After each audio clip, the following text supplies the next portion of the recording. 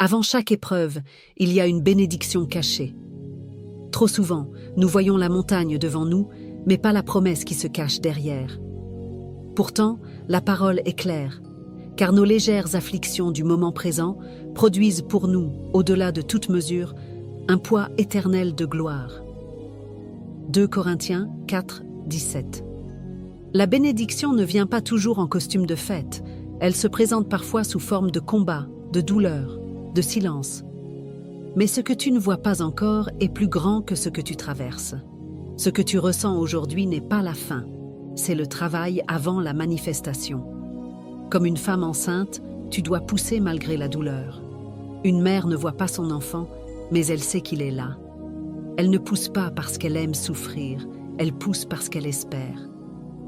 Or l'espérance ne trompe point. Romains 5, 5.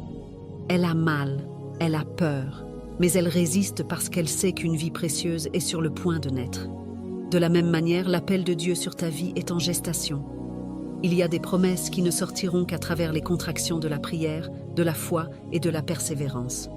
Tu dois pousser non pas parce que c'est facile, mais parce que tu crois en ce que Dieu a mis en toi. Pousse dans la prière, pousse dans le silence, pousse avec foi.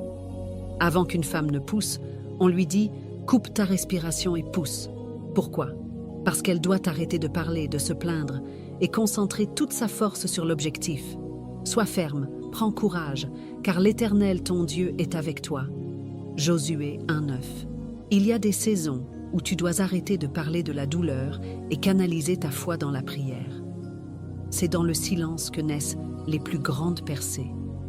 Ce que Dieu a mis en toi, c'est vivant, c'est puissant, mais ça demande que tu participes. Alors aujourd'hui, je te dis, pousse pour ta promesse, pousse pour ta destinée, pousse pour ton témoignage.